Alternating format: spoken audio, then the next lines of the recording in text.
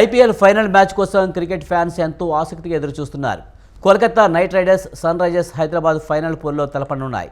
ఇక గ్రౌండ్లో ఆడేది 11 మంది ప్లేయర్లే అయినప్పటికీ వెనకాల ఉండి ఎంకరేజ్ చేసేది కోట్లాది ఫ్యాన్స్ మాత్రమే. ఇప్పటికే ఎస్ఆర్హెచ్ ఎలా ఆడితే బాగుంటుంది, ఎక్కువ రన్స్ చేస్తే విజయం రైజర్స్దే అన్న విశ్లేషణలు ఫ్యాన్స్ మధ్య జరుగుతున్నాయి. మరికొన్ని గంటల్లో మొదలయ్యే ఐపీఎల్ మ్యాచ్పై ఫ్యాన్స్కు ఉన్న అంచనాలను మా ప్రతినిధి విశాల్ అందిస్తారు. ఐపీఎల్ ట్రోఫీ గెలుచుకునేందుకు Kolkata night riders, sun Risers Hyderabad ఒక్క అడుగు దూరంలో ఉన్నాయి. చెన్నై చిదంబరం స్టేడియం వేదికగా ఈరోజు సాయంత్రం జరిగే మ్యాచ్లో గెలిచిన టీం ఐపీఎల్ ట్రోఫీని సొంతం చేసుకుంటుంది. ఇక 17 ఏళ్ల ఐపీఎల్ చరిత్రలో సన్ రైజర్స్ హైదరాబాద్ 2 సార్లు, కోల్కతా నైట్ రైడర్స్ 2 సార్లు టైటిల్ విన్నర్గా నిలిచాయి. ఇక ఈరోజు జరిగే మ్యాచ్లో ఎవరు ఐపీఎల్ ట్రోఫీని గెలుచుకుంటారన్న ఆసక్తి మొత్తం క్రికెట్ ఫ్యాన్స్లో నెలకొంది. ప్రస్తుతం మనతో పాటు అంటే గ్రౌండ్లో ఆడేది 11 మంది ప్లేయర్లే అయినప్పటికీ వెనుకల నుంచి ఎంతోమంది కోట్లాది మంది ఫ్యాన్స్ తమ టీంలను గెలిపించేందుకు రెడీ అవుతుంటారు. ప్రస్తుతం మనతో పాటు క్రికెట్ ఫ్యాన్స్ ఉన్నారు. అసలు ఈ ఐపీఎల్ సీజన్ వాళ్ళు ఎలా ఎంజాయ్ చేశారు, ఈరోజు జరిగే మ్యాచ్పై వాళ్ళ అంచనాలు ఏంటి, ఒకసారి వారిని అడిగి తెలుసుకుందాం. అన్న, మీరు కూడా రెగ్యులర్గా ఇక్కడ వచ్చి ఆడుతూ ఉంటారు. ఎట్లా అన్న ఈరోజు Kolkata night riders, sun Risers Hyderabad ఎవరికి ఎక్కువ అడ్వాంటేజెస్ ఉన్నాయంటారు? అంటే అడ్వాంటేజ్ అంటే ఆ గ్రౌండ్ యాక్చువల్లీ స్పిన్ పైన గ్రౌండ్ చాలా ఎక్కువ ఉంది. డ్యూ ఫ్యాక్టర్ వల్ల బేస్డ్ అయి ఉంటుంది. సో ఎవరు టాస్ గెలిస్తే వాళ్ళ చేతిలో మ్యాచ్ ఉంటుంది 100%. బికాస్ కంపేర్ చేస్తే స్పిన్ పిచ్ ఉంది. అది కంపేర్ టు డ్యూ ఫ్యాక్టర్ ఆ టైంకి చాలా ఎక్కువ ఉంది. డ్యూ ఫ్యాక్టర్ వల్ల కేకేఆర్ బౌలింగ్ తీసుకున్నది అనుకో, అదే స్పిన్నర్స్ అడ్వాంటేజ్. హైదరాబాద్ బౌలింగ్ తీసుకున్నది అనుకో, వాళ్ళ స్పిన్నర్స్ లేరు, ఫేసర్స్ అయితే డ్యూ ఫ్యాక్టర్ వల్ల బాల్ స్లిప్ అయ్యే ఛాన్సెస్ ఉంటుంది. సో స్కోర్ అనేది ఒక 180, 190 అయితే చేజ్ చేయడానికి చాలా కష్టమవుతుంది. ఎందుకంటే నైట్ టైంలోని కేకేఆర్ దగ్గర స్పిన్నర్స్ ఉండడం వల్ల వాళ్ళు కంట్రోల్ చేయడానికి ఛాన్సెస్ చాలా ఎక్కువ ఉన్నాయి. ఒకవేళ టాస్ గెలిస్తే ఎంత స్కోర్ పెడితే బెటర్ అంటారు మీరు? 250 దాటాలి. 250 దాటాలంటారు. రైట్. అంటే ఒకవేళ ఎస్ఆర్హెచ్ మొన్న క్వాలిఫైర్ 2లో ఎలా ఆడిందో సేమ్ అదే ఆట తీరుని కనబరిస్తే ఇట్లా గెలిచే అవకాశం ఉంటుందా? అట్లా ఇంకా చేంజ్ చేయాలి, చాలా చేంజ్ చేయాలి. అంటే ఇట్లా ఓపెనర్లు అందరూ విఫలం అయిపోతే మిడిల్ ఆర్డర్ల మీద ప్రెషర్ పెడుతుంది అంటారు. అంటే ఓపెనర్లు ఎట్లా ఆడాలి? అంటే ఒక స్టాండ్ తీసుకోవాలి, ఒక అగ్రెసివ్ రోల్ ప్లే చేసి ఒక లాస్ట్ దాకా ఉండడానికి ట్రై చేస్తే ఆటోమేటిక్గా బిగ్ స్కోర్ వస్తుంది. సో అలాగే ఒక ప్రాపర్ స్పిన్నర్ని తీసుకుంటే బెస్ట్ అనిపిస్తుంది. అభిషేక్ శర్మ ఎంత స్పిన్ వేసినా కానీ నిన్న క్వాలిఫైర్ 2లో వేసే ముందు ఓన్లీ 3 ఓవర్స్ వేసాడు ఈ సీజన్లో. సో అంత లేదు కదా వేసిన ఎక్స్పీరియన్స్. సో ప్రాపర్ స్పిన్నర్ని ట్రై చేయొచ్చు. ఇంపాక్ట్ ప్లేయర్ అని ఒక ఆప్షన్ కూడా ఉంటుంది. చాలా మందిని కూడా ఎస్ఆర్హెచ్ కూడా తీసుకురాలి. కొంతమంది వాషింగ్టన్ సుందర్ అట్లా కొంత ఎట్లా ఇలాంటి ప్రయత్నాలు కొత్త మంది తీసుకొచ్చారు. హోమ్ గ్రౌండ్ కాబట్టి చెన్నై ట్రై చేయొచ్చు. ఫైనల్ రిస్క్ తీసుకోకపో అని కాకుండా సుందర్ హోమ్ గ్రౌండ్ తను చాలా ఎక్స్పీరియన్స్ ఉంది కాబట్టి సుందర్ ట్రై చేయొచ్చు నాకు అనిపిస్తుంది. బట్ ఒకవేళ సేమ్ విన్నింగ్ టీంతో వెళ్దాం అనుకుంటే వాళ్ళు సేమ్ ప్లేయర్లు వెళ్తారు. Pat Cummins world test championship గెలిపించాడు, వన్డే వరల్డ్ కప్ గెలిపించాడు. ఐపీఎల్ని గెలిపించేంత ఉందంటారా సత్తా?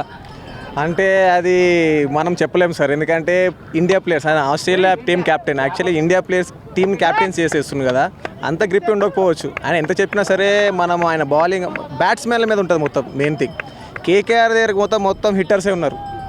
ఎవరు నాట్ 8 మెంబర్స్. ఇంపాక్ట్ ప్లేయర్ కూడా బాగున్నారు కేకేఆర్ దగ్గర. ఇంపాక్ట్ ప్లేయర్ మనీష్ పాండే కూడా ఉన్నాడు మంచిగా. వాళ్ళు ఇంపాక్ట్ నేను చెప్తున్నా కదన్నా, ఎవరు టాస్ గెలిస్తూ వాళ్ళ దగ్గర చేతిలో మ్యాచ్ అన్న. అంటే ఈ ఐపీఎల్ సీజన్లో ఏ మ్యాచ్ మీరు ఎక్కువ ఎంజాయ్ చేశారు ఈ మొత్తం? 18th మ్యాచ్ అన్న, Chennai versus RCB last qualifier. అది ఎవరైతే ప్లే ఆఫ్స్ క్వాలిఫై అయ్యే మ్యాచ్ ఉంది కదా, అది చాలా వండర్ఫుల్ మ్యాచ్ అన్న. అది ఎవరు అనుకోకుండా ఆర్సీబీ గెలిచేసింది. వాళ్ళ డ్యూ ఫ్యాక్టర్ వల్ల చేతులు సిప్పే ఛాన్సెస్ బాగుంటాయి. ఫీల్డింగ్ కూడా దానివల్లే మ్యాక్సిమం. ఎందుకంటే హ్యూమిడిటీ, చెన్నై వల్ల హ్యూమిడిటీ ఎక్కువ ఉంటుంది అక్కడ. చెన్నైలో ఈ సమ్మర్లోని చెన్నై గ్రౌండ్లో హ్యూమిడిటీ ఎక్కువ. సో దాని బేస్డ్, వాళ్ళ స్వెట్ బేస్డ్, వాళ్ళ ఫీల్డింగ్ మిక్స్ అయ్యే ఛాన్సెస్ ఉంటాయి. బట్ మన చేతిలో ఏముండదు. అది మీరు చెప్పండి 277, 287 అంటే ఐపీఎల్ రికార్డులనే బద్దలు కొట్టింది సార్. ఆ తర్వాత ఎందుకు కొనసాగించలేకపోయింది? అంటే హోమ్ గ్రౌండ్ అన్ని రోజులు అలా ఉండవు కదా. సో ఏదో ఒకటి అట్లా కొడతారు. కానీ కొన్ని లో చేసి అయితే కొన్ని హై స్కోర్స్ అయితే ఉంటాయి.